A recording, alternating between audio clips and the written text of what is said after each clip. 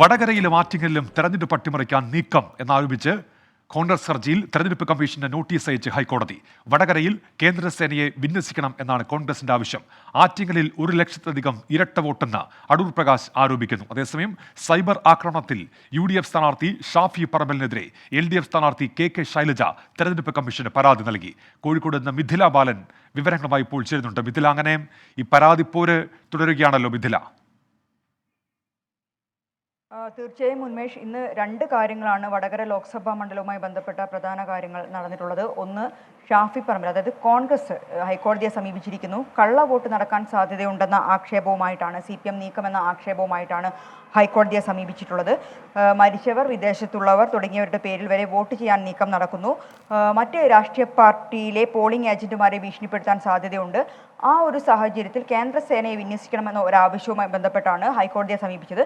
ഇതിൽ ഹൈക്കോടതി തെരഞ്ഞെടുപ്പ് കമ്മീഷനോട് നോട്ടീസ് അയച്ചിട്ടുണ്ട്. ഈ മാസം 19-ന് മറുപടി നൽകാനാണ് നിർദ്ദേശം നൽകിയിട്ടുള്ളത്. മറ്റൊന്ന്, നേരത്തെ പറഞ്ഞതുപോലെ വടകരയിലെ LDF സ്ഥാനാർത്ഥി KK ശൈലജ ഷാഫി പറമ്പലിനെതിരെ തെരഞ്ഞെടുപ്പ് കമ്മീഷന് പരാതി നൽകിയിട്ടുണ്ട്. ഇന്നലെ വാർത്താ സമ്മേളനം നടത്തി KK ശൈലജ ഉന്നയിച്ച ഒരു ആരോപണം എന്നത് തന്നെ വ്യക്തിഹത്യ നടത്തുന്നു. ഇതുവരെ ഒരുപാട് തെരഞ്ഞെടുപ്പുകളിൽ താൻ മത്സരിച്ചിട്ടുണ്ട്, പക്ഷേ ഇതുവരെ ഇത്തരം ഒരു വ്യക്തിഹത്യ താൻ നേരിട്ടിട്ടില്ല. ഇന്നലെ തന്നെ വ്യക്തമാക്കിയിട്ടുണ്ടായിരുന്നു തെരഞ്ഞെടുപ്പ് കമ്മീഷന് പരാതി നൽകുമെന്ന്. അത് പ്രകാരമാണ് ഇന്നിപ്പോൾ തെരഞ്ഞെടുപ്പ് കമ്മീഷന് പരാതി നൽകിയിട്ടുള്ളത്.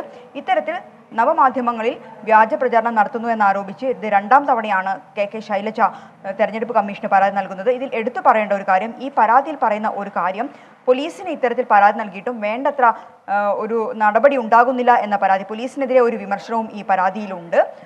ഇന്നലെ വളരെ വൈകാരികമായിട്ടായിരുന്നു ഇത്തരത്തിലൊരു വാർത്താ സമ്മേളനം വിളിച്ച് KK ശൈലജ ഈ ഒരു പരാതി ഉന്നയിക്കുകയും ഉണ്ടായത്. എന്ത് തന്നെയായാലും ഈ രണ്ട് വിഷയങ്ങളാണ് വടകര ലോക്സഭാ മണ്ഡലവുമായി ബന്ധപ്പെട്ട് ഇന്ന് ഈ ഒരു പ്രചാരണത്തിൽ നിറഞ്ഞു നിൽക്കുന്നത്. ഉന്മേഷ്. മിഥില ബാലനാണ് കോഴിക്കോട് നിന്ന് വിവരങ്ങൾ നൽകിയത്.